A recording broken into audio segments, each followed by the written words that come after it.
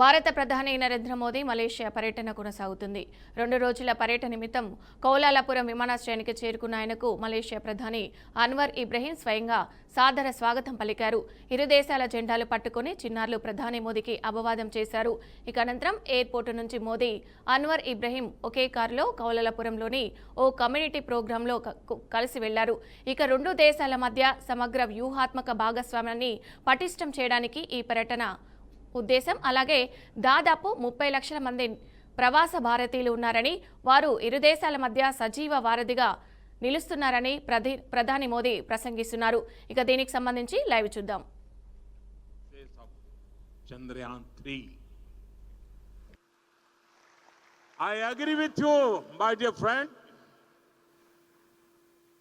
India's success is Malaysia's success.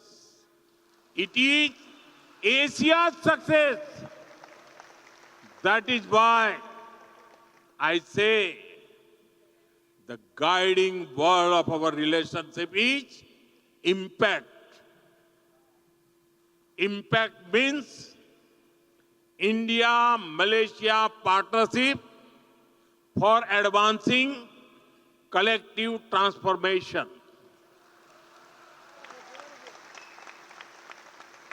Impact on the speed of our relations. Impact on the scale of our ambitions. Impact for the benefit of our people. Together, we can benefit the entire humanity. Friends, Indian companies have always been keen to work with Malaysia. It is a privilege that we played a part in creating Malaysia's first and Asia's largest insulin manufacturing facility. Over 100 Indian IT companies operate in Malaysia, generating thousands of jobs. The Malaysia-India Digital Council is paving new pathways for our digital collaboration. I'm happy to share with you that India's UPI will come to Malaysia soon.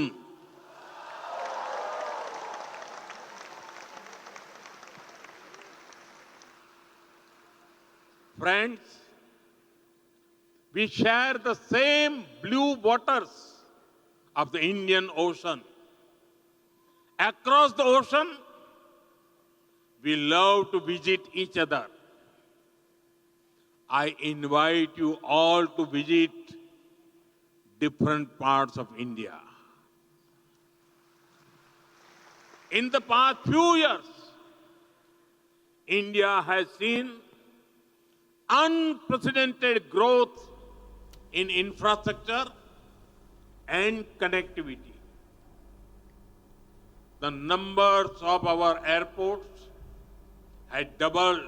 కేంద్ర మంత్రి కిషన్ రెడ్డి మాట్లాడుతున్నారు. ఇప్పుడు ఆ live చూద్దాం. పరాకాష్ఠగా మారింది.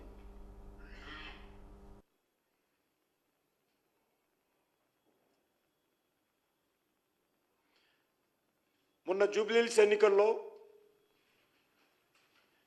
ముస్లింల ఓట్ల కోసం కాంగ్రెస్ పార్టీ అంటే ముస్లింలు, ముస్లింలు అంటే కాంగ్రెస్ పార్టీ, కాంగ్రెస్ పార్టీ లేకపోతే ముస్లింలే లేరు. ఒక ముఖ్యమంత్రి స్థాయిలో ఉన్నటువంటి వ్యక్తి ఇంత దిగజారి రాష్ట్ర రాజధానిలో మాట్లాడిన విషయము తెలంగాణ ప్రజలు మరొకసారి జ్ఞాపకం చేసుకోవాల్సిందిగా కోరుతా ఉన్నాను.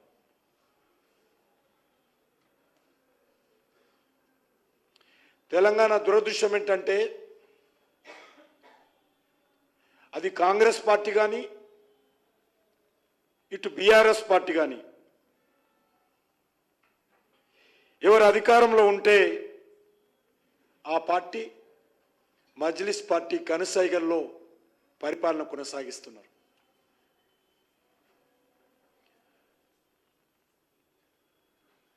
గతంలో కేసీఆర్ ముఖ్యమంత్రిగా ఉన్నప్పుడు ఎంఐఎం పార్టీ నాయకుడు అసదుద్దీన్ ఓవైసీ బుల్లెట్ మీద ముఖ్యమంత్రి ఇంటికి వెళ్ళాడు.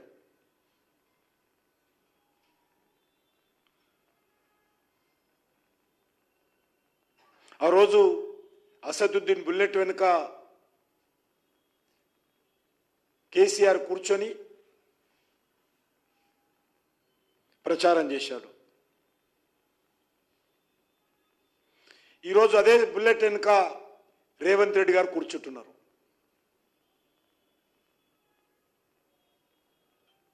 బుల్లెట్ నడిపేది అసదుద్దీన్ ఓవైసీ, కానీ ఆ రోజు కేసీఆర్ కూర్చున్నాడు, ఈరోజు రేవంత్ రెడ్డి కూర్చున్నాడు, అంతే తేడా.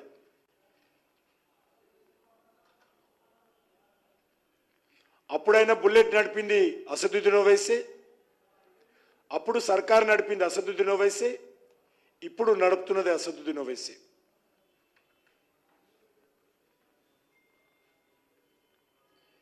ఆ రోజు కేసీఆర్ అయినా ఈరోజు రేవంత్ రెడ్డి అయినా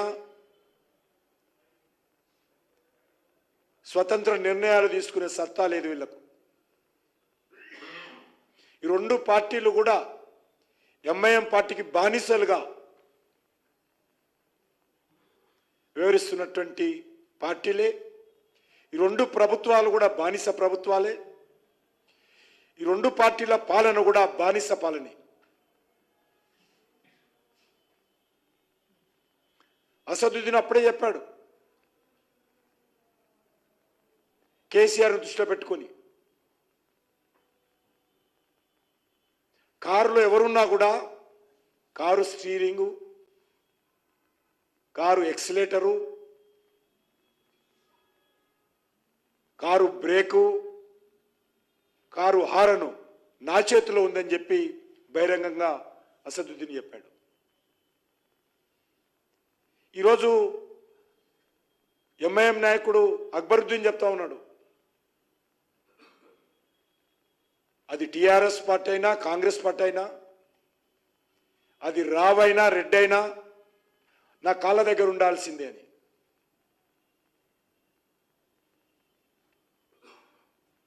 ఇది తెలంగాణ ప్రజల యొక్క ఆత్మ గౌరవాన్ని మంటగల్పేటువంటి ఆలోచన విధానమైనటువంటి మజ్లిస్ పార్టీ దగ్గర మజ్లిస్ పార్టీ మోచేతి నీళ్లు రాగుతూ వీళ్ళు పరిపాలన చేస్తూ ఉన్నారు.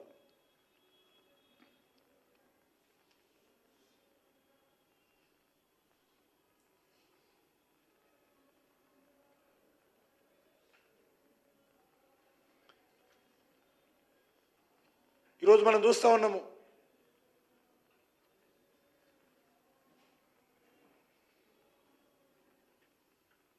పూర్తిగా కాంగ్రెస్ పార్టీ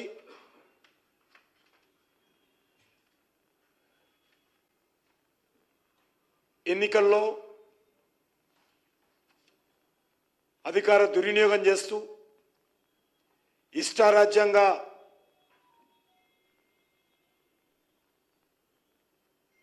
స్థానిక కాంగ్రెస్ పార్టీ నాయకులు ఎమ్మెల్యేలు చెప్పినట్టుగా మున్సిపల్ డివిజన్స్ను విభజించి విధి విధానాలు రూపకల్పన లేకుండా, ఏ రకమైనటువంటి ఆధారాలు లేకుండా రిజర్వేషన్స్ సంబంధించి విభజన చేసి బీసీలు ఉన్న దగ్గర ఎస్సీలకు, ఎస్సీలు ఉన్న దగ్గర బీసీలకు, ఎవరు లేని దగ్గర ఎస్టీలకు రిజర్వేషన్స్ కల్పించి ఆయా సామాజిక వర్గాలకు వాళ్ళ మెజార్టీ ప్రాతిపాదికన ఇవ్వాల్సినటువంటి డివిజన్స్కు ఇవ్వకుండా కాంగ్రెస్ పార్టీకి అనుకూలంగా ఎమ్మెల్యేల కనుసైగల్లో వాళ్ళు రాసిచ్చినటువంటి డివిజన్స్ ప్రకారం ఈరోజు రిజర్వేషన్ చేయడం జరిగింది. కిందికెళ్ళి ప్రచారం చేస్తూ ఉంటే పోటీ చేస్తున్నటువంటి అభ్యర్థులు చెప్తున్నటువంటి వివరాలు చూస్తే ఎంత పచ్చిగా అధికార దుర్వినియోగం చేశారో, ఏ రకంగా డివిజన్స్ విభజించారో, ఎంత అధికారం దుర్వినియోగం చేశారో అర్థమవుతోంది.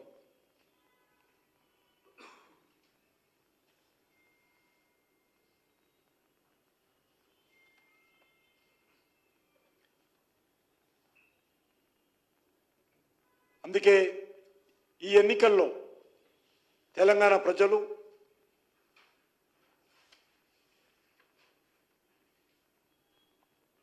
ఈ రెండు పార్టీలకు బుద్ధి చెప్పాల్సినటువంటి అవసరం ఉంది. ఈ రెండు పార్టీల హయాంలో అధికార దుర్వినియోగం. తెలంగాణలో పలు శాఖల్లో ఉద్యోగాల భర్తీపై జాగృతి అధ్యక్షురాలు కవిత కీలక వ్యాఖ్యలు చేశారు. బ్యాక్డోర్లో బ్యాక్లాగ్ పోస్టులు రిక్రూట్మెంట్ అంటూ ఓ వీడియో విడుదల చేశారు. కవిత ఈ నెల 9, 10 తేదీల్లో పెద్ద ఎత్తున మున్సిపల్, రెవెన్యూ, ఇరిగేషన్, విద్యుత్ తదితర శాఖల్లో ఉద్యోగాల భర్తీకి సర్కారు ప్రయత్నాలు జరుగుతున్నాయన్నారు. ఒక్కో ఉద్యోగానికి లక్షల్లో వసూలు చేస్తున్నారని నిరుద్యోగుల ఆవేదన వ్యక్తం చేసినట్లు తెలిపారు. జిల్లా స్థాయిలో దొడ్డిదారిన అక్రమ నియామకాలు, లక్షలాది మంది నిరుద్యోగులకు కాంగ్రెస్ ప్రభుత్వం అన్యాయం చేస్తుందని మండిపడ్డారు. రాష్ట్రంలో చూస్తున్నాం, రోజు రోజుకి అన్ఎంప్లాయ్మెంట్ రేట్ పెరిగిపోవడము, యూత్ అందరు కూడా ఒక రకమైనటువంటి నిర్వేదంతోని, ఒక రకమైనటువంటి డిసప్పాయింట్మెంట్తోని ఎప్పుడు గవర్నమెంట్ జాబ్స్ వస్తాయి, ఎప్పుడు క్లారిటీగా మేము ఎగ్జామ్స్ రాయొచ్చు అనేటటువంటి ఆలోచనలో ఉన్నారు. పాపం చాలామంది ఎస్పెషలీ గ్రామాలలో ఉండేటటువంటి యువమిత్రులందరూ కూడా వారి వారి కుటుంబాలను వదిలేసి, తల్లిదండ్రులను వదిలేసి, ఆ చిన్నపాటి వ్యవసాయం మీద వచ్చేటటువంటి డబ్బు తీసుకొని వచ్చి హైదరాబాద్లలో, దిల్సుఖ్ నగర్లో, అశోక్ నగర్లో, కేపీహెచ్బీలో ఇట్లా ట్రైనింగ్ సెంటర్స్లో ఉంటూ కోచింగ్ తీసుకుంటూ వాళ్ళు ప్రయత్నం చేస్తూ ఉంటారు. ఈ యొక్క అంశం మనం గమనిస్తూనే వస్తున్నాం. తెలంగాణ రాష్ట్రం వచ్చినాక ఈ పరిస్థితి మారుతుంది అనుకొని అనేక మంది యువత అంతా కూడా తెలంగాణ ఉద్యమంలో చాలా బలంగా కొట్లాడినారు. తెలంగాణ రాష్ట్రం వచ్చినాక ఏమైంది, చిన్న చిన్నపాటి ఎగ్జామ్స్ మనం వేసినాం తప్పితే మెయిన్ ఎగ్జామ్స్ కానీ లేకపోతే ఒక పద్ధతి ప్రకారం, ఒక క్రమ పద్ధతిలో ఇగో ఈ మంత్లో ఈ ఎగ్జామ్ ఉంటుంది, ఈ మంత్లో ఈ ఎగ్జామ్ ఉంటుంది, ఈ తర్వాత దీనికి ప్రిపేర్ కావచ్చు, లేకపోతే ఒకటే విద్యార్థి 3-4 పరీక్షలు రాసేటటువంటి కేపబిలిటీ ఉన్న వాళ్ళకు. పరిగి బహిరంగ సభలో సీఎం రేవంత్ రెడ్డి మాట్లాడుతున్నారు. ఇప్పుడు ఆ లైవ్ చూద్దాం. గారు, అదే విధంగా మిత్రులు, మాజీ పార్లమెంట్ సభ్యులు డాక్టర్ రంజిత్ రెడ్డి గారు, చేవెళ్ళ ముఖ్యమైన నాయకులు భీమ్ భరత్ గారు, అదే విధంగా కార్పొరేషన్ చైర్మన్ రంగారెడ్డి జిల్లా అధ్యక్షులు నరసింహారెడ్డి గారు, వికారాబాద్ జిల్లా పార్టీ అధ్యక్షులు దారా సింగ్ గారు, అదే విధంగా ఈ మున్సిపల్ ఎన్నికల ఇన్ఛార్జ్ హైదరాబాద్ నగర మాజీ మేయర్ బొంతు రామ్మోహన్ గారు, కార్పొరేషన్ చైర్పర్సన్ కాల్వ సుజాత గారు, అదేవిధంగా గ్రంథాలయ సంస్థల చైర్మన్ మధుసూదన్ రెడ్డి గారు, ఇతర ముఖ్యమైన నాయకులు, యూత్ కాంగ్రెస్ రాష్ట్ర అధ్యక్షులు శివచరణ్ రెడ్డి గారు, ఇతర ముఖ్యమైన వేదిక మీద ఉన్న నాయకులు ఈ సమావేశాన్ని అద్భుతంగా ఏర్పాటు చేసి పాల్గొన్న వేలాది మంది కాంగ్రెస్ పార్టీ కార్యకర్తలకు, ముఖ్యంగా మా ఆడబిడ్డలందరికీ కూడా మనస్ఫూర్తిగా ధన్యవాదాలు, కృతజ్ఞతలు తెలియజేస్తున్న మిత్రులారా, ఈనాడు 2 సంవత్సరాలు పూర్తి చేసుకున్న సందర్భంగా పేద ప్రజలందరూ కలిసి తెచ్చుకున్న ప్రజాపాలనలో ఎన్నో సంక్షేమ పథకాలను అమలు చేస్తూ, అప్పులున్నా, పోయిన వాళ్ళు ఎన్నో తప్పులు చేసినా ఈనాడు వాటిని సరిదిద్దుకుంటూ అభివృద్ధి పదాన నడిపించే ప్రయత్నం చేస్తున్నాం. ఈరోజు ముఖ్యంగా రంగారెడ్డి జిల్లాలో ఉన్న మున్సిపల్ ఎన్నికలకు సంబంధించి ఈరోజు రంగారెడ్డి జిల్లా ప్రజల్ని నేను ఆలోచన చేసి నిర్ణయం తీసుకోమని విజ్ఞప్తి చేస్తున్నా. అది కొడంగల్ నియోజకవర్గంలో ఉన్న 3 మున్సిపాలిటీలు కావచ్చు, తాండూరు నియోజకవర్గంలో ఉన్న మున్సిపాలిటీలు కావచ్చు, పరిగిలో ఉన్న మున్సిపాలిటీలు కావచ్చు, వికారాబాద్, చేవెళ్ళ, మహేశ్వరం, అదేవిధంగా మనకు మేడ్చల్, మల్కాజ్గిరిలో ఉన్న మున్సిపల్ ఎన్నికల్లో పోటీ చేస్తున్న అభ్యర్థులను, అక్కడి ఓటర్లందరినీ ఆలోచన చేయమని నేను ఈరోజు మీ అందరికీ విజ్ఞప్తి చేస్తున్నా. తెలంగాణ రాష్ట్రంలో 2014 నుంచి దాదాపుగా 2024 వరకు 10 సంవత్సరాలు చంద్రశేఖరరావు గారే ముఖ్యమంత్రిగా ఉన్నారు. వారి కుమారుడు తారక రామారావు గారే మున్సిపల్ శాఖ మంత్రిగా ఉన్నారు. అదేవిధంగా కేంద్రంలో నరేంద్ర మోడీ గారు మూడవసారి ప్రధానమంత్రి అయిండు. 12 సంవత్సరాల నుంచి ప్రధానమంత్రిగా కొనసాగుతున్నాడు. ఏనాడు కూడా ఈ పార్టీలు కానీ బీఆర్ఎస్ బీజేపీ మన స్థానిక సమస్యల్ని పరిష్కరించాలనో, మన మున్సిపాలిటీలలో సీసీ రోడ్లు వేయాలనో, అండర్ గ్రౌండ్ డ్రైనేజీ నిర్మించాలనో, లేకపోతే మన వీధి దీపాలను సరిదిద్దాలనో, అంతెందుకు పేద ప్రజల గుర్తింపైన రేషన్ కార్డు ఇవ్వాలన్న ఆలోచన కూడా ఈ పార్టీలు చెయ్యలేదు. ఇవాళ వార్డు మెంబర్ అయినా, సర్పంచ్ అయినా, మున్సిపల్ ఎన్నికలైనా భారతీయ జనతా పార్టీ నాయకులు మా మోడీ గారిని చూసి ఓటేయండి అని అడుగుతున్నారు. నేను ఒక్క మాట అడగదలుచుకున్న బీజేపీ నాయకులను, పెళ్లి పెద్దను చూసి పిల్లనిస్తే పిల్లగానోడు పనికిరానోడైతే సంసారం చేసేది ఎవరు అని నేను అడుగుతున్నా.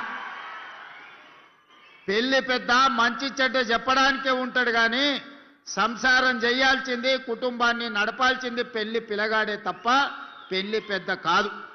అందుకే ఇవాళ మీ మున్సిపల్ ఎన్నికల్లో కౌన్సిలర్లు కానీ కార్పొరేటర్లు కానీ ఈరోజు మీ సమస్యల్ని పరిష్కరించాలి అంటే మోడీని చూసి ఓటేస్తే ఈ గల్లీలో ఉండే బోడిగాడు మనకు పని చెయ్యకపోతే పోయి మోడీని అడగగలమా మనము?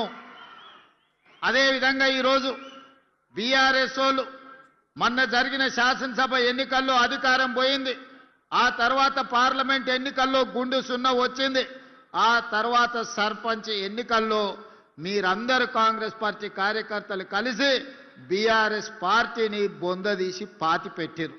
ఇక మా వల్ల కాదు కాంగ్రెస్ వాళ్ళతో గెలుచుడు, కాంగ్రెస్ తో పోటీ పడుడని బీఆర్ఎస్ వాళ్ళు పోయి ఈ రోజు అడ్డా మీది పైల్వాన్లను బీజేపీ వాళ్ళను అరువు తెచ్చుకున్నారు.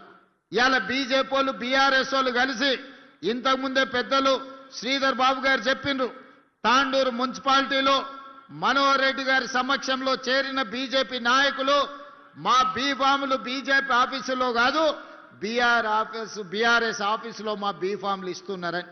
ఇంత భావ దారిద్ర్యం భారతీయ జనతా పార్టీకి దాపురించింది. ఎన్నికల్లో నిలబడి కొట్లాడ